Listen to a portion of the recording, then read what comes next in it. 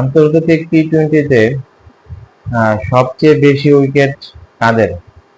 আর আন্তর্জাতিক টি-20-র মধ্যে টপ 5 বোলারের মধ্যে বাংলাদেশেরই বোলার হচ্ছে দুইজন, একজন সাকিব আল হাসান আর একজন মুস্তাফিজুর রহমান, যিনি এই 2 দিন আগে টপ 5 এর মধ্যে ঢুকে পড়েছে। আন্তর্জাতিক ক্রিকেটে সবচেয়ে বেশি উইকেট হচ্ছে নিউজিল্যান্ডের টিম সাউদি, যিনি 164টা উইকেট পেয়েছে। দ্বিতীয় হচ্ছে রশিদ খানের, যিনি 93 ম্যাচে 161 উইকেট পেয়েছে। তৃতীয় হচ্ছে বাংলাদেশের জান, বাংলাদেশের প্রাণ সাকিব আল হাসানের, যিনি তার উইকেট সংখ্যা হচ্ছে 149টি। চতুর্থ হচ্ছে নিউজিল্যান্ডের আরেক স্পিনার, তিনি হচ্ছে ঈশ্বর। এবং পঞ্চম হচ্ছে মুস্তাফিজুর রহমান, যিনি এই 2-3 দিন আগে শ্রীলঙ্কার সাথে সিরিজ খেলার পরে টপ 5 এ ঢুকে পড়েছে। তার উইকেট সংখ্যা হচ্ছে 136টি। এখন এই মুস্তাফিজুর রহমানকে একজন ডেথ স্পেশালিস্ট বোলার হিসেবে আখ্যা দেওয়া হয়। এই জন্যই তিনি আইপিএল এর মতো গুরুত্বপূর্ণ খেলায় তাকে প্রায় প্রত্যেক বছরই কোনো না কোনো টিম নিয়ে নেয় এবং তাকে দিয়ে ডেথ ওভারে ভালো বল করে ডেথ ওভারে তিনি অনেক কার্যকর ভূমিকা রাখতে পারেন।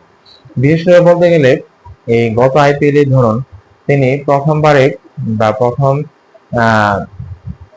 নিলামে তিনি সুযোগ পান নাই, কিন্তু এই ভারত পাকিস্তান যুদ্ধ হওয়ার পরে অনেক প্লেয়ারই আইপিএল খেলতে পরবর্তীতে যায় নাই। এই জন্য মুস্তাফিজুর রহমানকে দিল্লি ক্যাপিটালস নিয়েছিল এবং তাকে দিয়ে তাকে আইপিএল এর শেষ কয়েকটি ম্যাচ খেলিয়েছে। সেখানে মুস্তাফিজুর রহমান দুর্দান্ত পারফর্ম করেছে এবং তার দক্ষতা প্রমাণ করেছেন। আপনারা দেখবেন মুস্তাফিজুর রহমান আইপিএল এর একসময় 18তম ওভারে এসে 19তম ওভারে এসে তিনি মেডেন ওভার পেয়েছেন।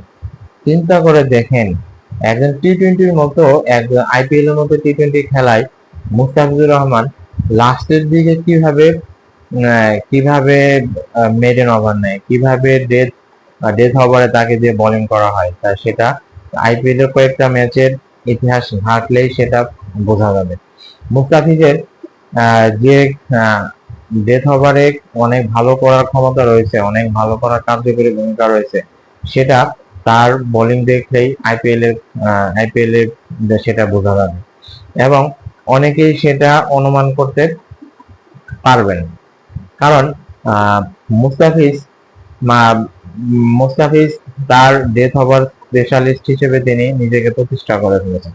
কিন্তু মাঝে মাঝে মুস্তাফিজকে নিয়ে অনেক আলোচনা সমালোচনা হয়, কারণ মুস্তাফিজ যদি মাঝে কয়েকটি উইকেট না পায়, কোনো রান বেশি দিয়ে ফেলে, তাহলে তাকে মুস্তাফিজের বোলিং ক্যারিয়ার নিয়ে তার প্রশ্ন তোলা হয় এবং তাকে মনে করা হয় তিনি তেমন উইকেট পান না, রান চেক করতে পারেন না, এই জন্য মুস্তাফিজকে তেমন সমালোচনা করে।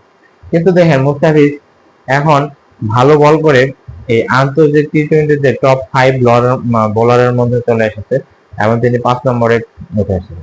মুস্তাফিজ যেহেতু সামনে আরো অনেকগুলা ম্যাচ খেলবে, অনেকগুলা টি-20 ম্যাচ খেলবে, তাহলে আর ধরাই যায় সামনে মুস্তাফিজ আরো উইকেট পাবে এবং আরো এগিয়ে নেবে, যেটা বাংলাদেশের নাম বাংলাদেশের নাম সুনাম করে আসবে এবং বাংলাদেশের নাম উল্লেখযোগ্যভাবে প্রকাশ পাবে।